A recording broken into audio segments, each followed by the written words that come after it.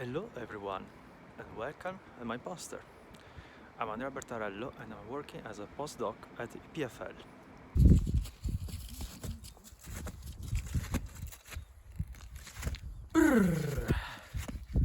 Today we would like to answer a question. Is protein dynamics universal?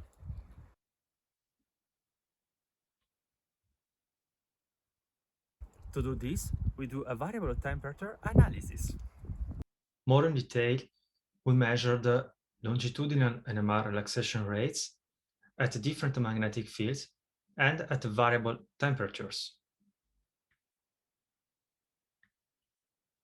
From this, we are able to extract activation energies that characterize the motions of four different proteins. We choose four different proteins that are representative of different structural motifs and different conditions for preparation of the sample. We measured five different relaxation rates that report on the motions in different regions of the proteins. How do we move from the relaxation rates to the dynamics? Well, relaxation rates can be expressed as function of spectral densities, which in turn depend on the correlation time of the motions. The correlation time can then be expressed as a function of an activation energy that describes the motion that we want to describe. Here it's an example of the results from all the relaxation rates that we measure for a given protein and a given probe. We perform a simultaneous fit of all these relaxation rates using the equations that are shown in the previous slide. And from this fit, we extract the activation energies associated to the motions.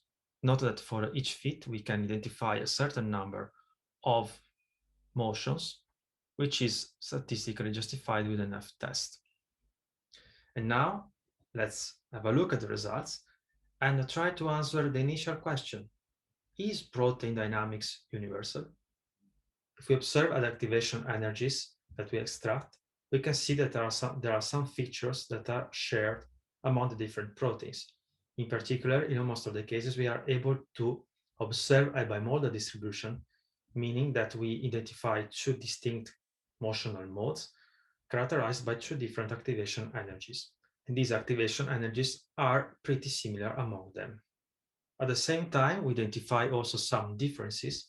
In particular, the activation energy associated with the motion of solvent for the intrinsically dissolved protein is considerably lower compared to the other three proteins, which might be an indication of less stringent ordering of the solvent around the protein. The other difference is observed in the member protein, for which we observe an higher activation energy associated with the lysine dynamics. This may be an indication of a more constricted motion of the side chains due to the interaction of the positively charged add group of lysines with the negatively charged add groups of lipids in the membranes.